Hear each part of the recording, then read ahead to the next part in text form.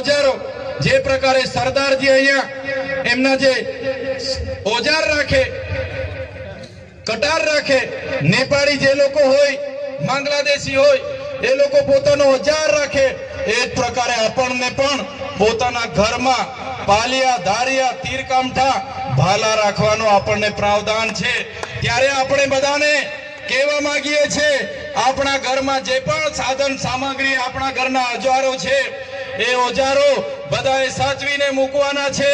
જો આપણા વિસ્તારમાં ઉદ્યોગપતિઓની નજરો બગડશે, બહારના ઉદ્યોગપતિઓ આવીને આપણા લોકોના ગામડાઓ ખાલી કરાવશે, તો તે દિવસે પણ આ ભાલા, પાલિયા, તીરકામઠા અને ધારિયા આપણે શણગાર માટે નથી મૂક્યા। તે દિવસે જરૂર પડશે તો એ ભાલા, પાલિયા, તીરકામઠા લઈને રોડ પર ઉતરવા પણ આપણને વાર નહીં લાગે।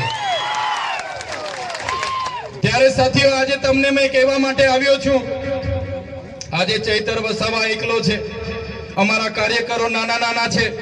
એક બાજુ ભાજપની મોટી સરકાર, 30 વર્ષથી મોટા મોટા નેતાઓ, કૌભાંડીઓ, ભ્રષ્ટાચારીઓ, બુટલેગરો, ખાણ માફિયાઓ, રેતી માફિયાઓ, એમનું તંત્ર, એમની પોલીસ, એમના કલેક્ટર, એમના એસપી, એમની ન્યાય પ્રણાલિકાઓ, એમની સામે અમે અમારા પરિવારના જોખમે લડીએ છીએ, અમે બોલીએ છીએ, આદિવાસી સમાજની બંધારણની વાત કરીએ છીએ, સંવિધાનની વાત કરીએ છીએ।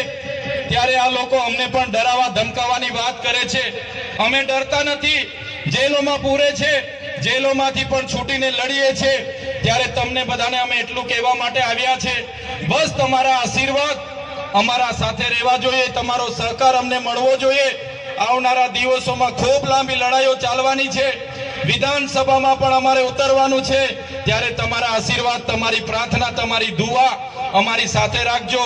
આવનારી તાલુકા જિલ્લા પંચાયતમાં પણ યુવાનોને હું આહવાન કરવા આવ્યો છું, યુવાનો, વડીલો, તમે બધા કોંગ્રેસ અને ભાજપના સંબંધો અને શરમો છોડી દો, તમે બધા આવો આમ આદમી પાર્ટી પરિવારમાં, અમારા નેતૃત્વમાં બધા આવો, લડો, તાલુકામાં લડો, જિલ્લામાં લડો, આવનારી વિધાનસભામાં લડો અને આપણા વિસ્તારના લોકો માટે સારી સારી યોજનાકીય કામગીરી કરો, સેવા કરો, એ અપીલ કરવા માટે આવ્યો છું। બધા જ લોકોને કહેવા આવ્યો છું, તમારી આત્માને જગાડો।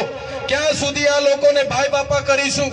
અનાજ માટે લાઈન પર હાથ જોડીશું, બેંક માટે લાઈન પર હાથ જોડીશું, જાતિના દાખલા માટે લાઈન પર હાથ જોડીશું, યોજના માટે, ઝૂંપડા માટે હાથ જોડીશું, ક્યાં સુધી આપણે મીટર માટે હાથ જોડીશું? બસ હવે પરિવર્તન માટે તમે તૈયાર થઈ જાઓ અને અમારા નેતૃત્વમાં આમ આદમી પાર્ટીમાં આવનારી તાલુકા જિલ્લા પંચાયતની સત્તા તમે સંભાળવા મેદાનમાં ઉતરી જાઓ। આ વાત સાથે આજના આ કાર્યક્રમમાં આપ સૌ મોટી સંખ્યામાં અહીંયા પધાર્યા। અમારી અવ્યવસ્થા હતી છતાં તમે આ કાર્યક્રમને સફળ બનાવ્યો છે। ત્યારે આજના કાર્યક્રમમાં મારા પિતા તુલ્ય, મારા વડીલો, માતા તુલ્ય, મારી માતાઓ, મારા યુવાન સાથીઓ, મારી માતા બહેનો, સૌને મારા ખૂબ ખૂબ જોહાર કરું છું। આપે મારું સ્વાગત કર્યું, સન્માન કર્યું, અમને શાંતિથી સાંભળ્યા અને અમને પ્રેમ આપ્યો, તમારો ભાવ આપ્યો, એ બદલ બધાનો ખૂબ ખૂબ હું આભાર માનું છું। ધન્યવાદ। જય આદિવાસી, જય જોહાર।